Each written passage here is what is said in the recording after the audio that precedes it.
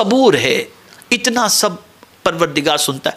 और फरमाया गया, देखिए हदीस मुबारक, यस्माउ, वो सुनता है, और उससे ज्यादा सुनने वाला कौन होगा।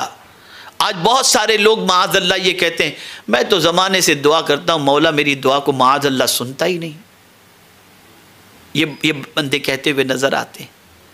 वो तो ऐसा सुनने वाला है, ऐसा सुनने वाला है, ऐसा सुनने वाला है कि रात की तारीकी में अगर किसी काले पत्थर पर चूंटी चल रही हो और कुछ कहे तो मौला उसकी आवाज़ भी सुन लिया करता है। ये उसकी शान है। उससे ज्यादा समी कौन होगा,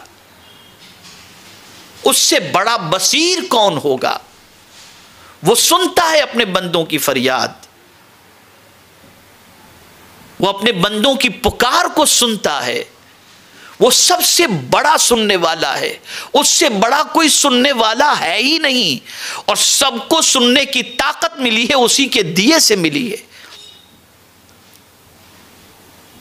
मेरे प्यारे आका सल्लल्लाहु ताला अलैहि वसल्लम के प्यारे दीवानों, तो लोग इस तरीके से अल्लाह के बारे में बोलते हैं कि वो सुनता है, वो सुनता है।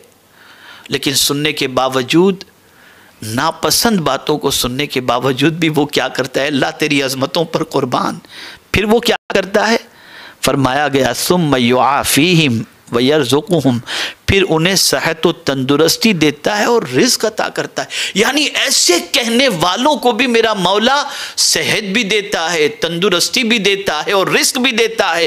अल्लाहु अकबर। ये सारी चीज़ें मौला क्यों करता है, ताकि बंदा संवर जाए। उसे मोहलत दी जाती है कि मेरे बंदे अब संवर जा, मेरे बंदे मैं तुझे रिज़्क दे रहा हूँ, मेरे बंदे मैं तुझे सेहत दे रहा हूँ, ये सब कुछ मैं दे रहा हूँ, मेरे बंदे तू संवर जा और मेरी पकड़ से तू डर और मेरी गिरफ्त से तू डर।